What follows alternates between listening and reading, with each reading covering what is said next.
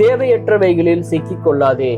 தண்டில் சேவகம் பண்ணுகிற எவனும் தன்னை சேவகம் எழுதி கொண்டவனுக்கு ஏற்றவனாய் இருக்கும்படி பிழைப்புக்கு அடுத்த அலுவல்களில் சிக்கிக் கொள்ள மாட்டான்.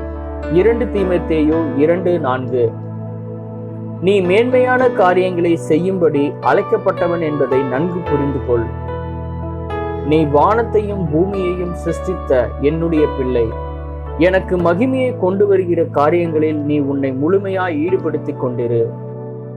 நீ சும்மா இருப்பதினால் சத்துரு உனக்குள் சோம்பலின் ஆவியை உண்டாக்கி என் ராஜ்யத்தின் பணிகளை முடக்குவதற்கு முயற்சிப்பான். ஆகவே நீ எப்பொழுதும் விழித்துக் கொண்டிரு. என் ராஜ்யத்தின் பணிகளில் நீ உன்னை ஈடுபடுத்திக் கொண்டிருக்கிறாய். சத்ருவானவன் உன்னை இந்த உலக ஆசைகளுக்கும் வீணான பொழுதுபோக்குகளுக்கும் உன்னை அடிமைப்படுத்தி என்னை விட்டு உன்னை பிரிக்க பார்ப்பான். உன்னுடைய பொன்னான நேரத்தை எப்படியாவது வீணடிக்க பார்ப்பான். எது மிக முக்கியமானது என்பதில் உனக்கு தெளிவு வேண்டும். எல்லா காரியங்களிலும் உன்னை ஈடுபடுத்திக் கொள்ளாமல் எது என் பார்வையில் விலையேறப்பெற்றதோ அதையே நீ முக்கியப்படுத்து. அப்படிப்பட்டவைகளில் உன்னை முழுமையாய் ஈடுபடுத்திக் கொள். நீ என்னோடு செலவிடுகிற ஒவ்வொரு வினாடியும் பரலோகத்தின் அனுபவத்தை கொண்டு வரும்.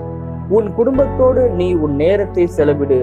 என்னோடுள்ள உறவை முக்கியப்படுத்தி நீ செய்கிற அனைத்திலும் நான் பிரியப்படுகிறேன்.